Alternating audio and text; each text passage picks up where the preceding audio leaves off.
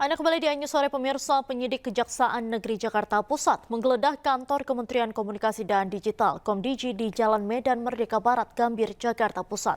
Penggeledahan diduga terkait kasus tindak pidana korupsi pengadaan pengelolaan Pusat Data Nasional Sementara atau PDNS tahun 2020 hingga 2024 yang merugikan negara hampir 1 triliun rupiah.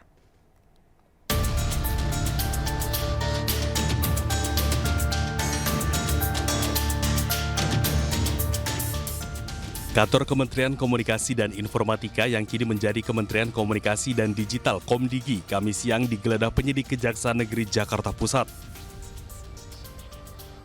Penggeledahan diduga terkait kasus tindak pidana korupsi penggadaian barang dan jasa, pengadaan pengelolaan Pusat Data Nasional Sementara atau PDNS pada Kementerian Kominfo tahun 2020 hingga 2024. Total anggaran pengadaan PDNS mencapai 958 miliar lebih.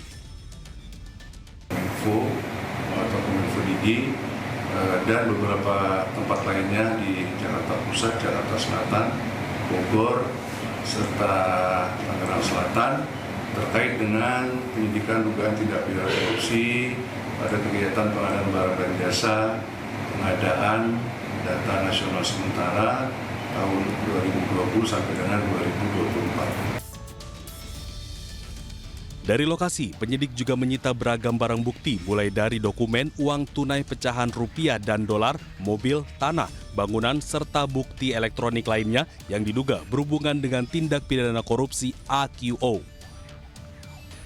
Guna mengungkap kedugaan korupsi yang mencapai hampir 1 triliun ini, Kejari juga menggeledah sejumlah tempat lainnya di wilayah Jakarta Pusat, Jakarta Selatan, dan Bogor. Tim Liputan iNews melaporkan. Pemirsa, dugaan korupsi Pusat Data Nasional Sementara yang merugikan negara hampir 1 triliun rupiah dan menjadi penyebab serangan ransomware di 2024 dimulai sejak tahun 2020.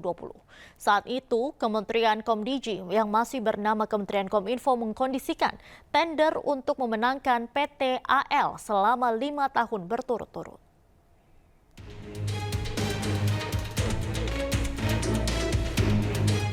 Kejaksaan Negeri Jakarta Pusat mencatat korupsi diduga mulai pada tahun 2020. Komdigi yang saat itu bernama Kominfo melakukan pengkondisian tender untuk mengangkat PT AL sebagai kontrak saat itu mencapai 60,378 miliar rupiah. Pada tahun 2021, PT AL kembali menangkan tender PDSN dengan nilai kontrak mencapai 102,671 miliar rupiah. Di tahun 2022, Kominfo kedapatan menghilangkan salah satu syarat pemenang tender. Hal ini dilakukan supaya tender dimenangkan PT AL. Dinilai kontrak PDSN di tahun ini mencapai 188,900 miliar rupiah. Lagi dan lagi, PT AL menangkan tender PDSN tahun 2023 dan 2024. Pada tahun 2023, nilai kontrak mencapai 350,959 miliar rupiah. Sementara pada tahun 2024, nilai kontrak yang mencapai 256,575 miliar rupiah. Sementara total anggaran pengadaan proyek PDSN mencapai 959,485 miliar rupiah. Padahal PT AL tidak mampu memenuhi persyaratan sesuai rekomendasi Badan Cyber dan Sandi Nasional. Akibatnya pada Juni 2024, serangan ransomware terjadi dan beberapa layanan tidak bisa digunakan. Tak hanya itu, serangan ini juga menyebabkan bocornya data diri penduduk Indonesia.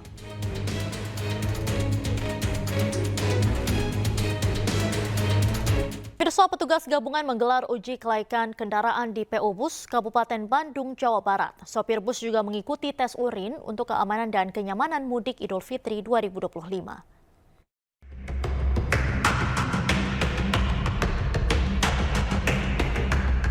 Puluhan petugas gabungan menggelar pemeriksaan kelaikan kendaraan terhadap kendaraan di PO Bus Sahabat Kabupaten Bandung, Jawa Barat. Tes urin juga dilakukan pada sopir bus yang akan bertugas di masa mudik Idul Fitri 2025. Satu persatu bus pariwisata dan kendaraan pengangkut pemudik lainnya diperiksa petugas kepolisian narkoba Polresta Bandung. Selain memeriksa kelengkapan administrasi kendaraan, petugas dari Dinas Perhubungan juga melakukan tes fisik kendaraan, mulai dari pemeriksaan fungsi rem, lampu, klakson, hingga jumlah kursi dalam bus. Kami datang di PO Sahabat di Kabupaten Bandung ini, yang pertama tujuannya untuk mengecek kesiapan kendaraan yang akan digunakan untuk mudik nanti di Lebaran tahun ini. Kemudian yang kedua, mengecek juga kesiapan personil, maksudnya pengemudinya, yaitu kita mengecek kesehatannya, juga melakukan cek urin, serta kita memberikan masukan-masukan terhadap para pengemudi dan pengelola untuk bagaimana bisa menyelenggarakan mudik ini secara aman dan nyaman. Pengecekan serupa juga dilakukan di sejumlah terminal angkutan maupun travel perjalanan yang ada di Kabupaten Bandung. Dari Kabupaten Bandung, Jawa Barat, Juan Pangestu, iNews melaporkan. Pemirsa, Kementerian Perhubungan bersama instansi terkait menggelar rapat koordinasi terkait kesiapan arus mudik dan arus balik Lebaran 2025. Rapat digelar di kantor Kementerian Perhubungan Jakarta.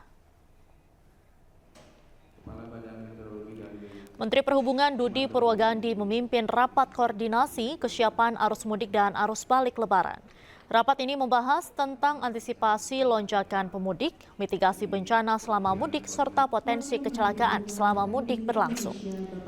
Rapat koordinasi ini juga dihadiri oleh Kepala BMKG, perwakilan Basarnas, Kakor Lantas Polri, dan Jasa Marga. Karena atas berkat dan rahmat-Nya, kita dapat hadir dalam acara rapat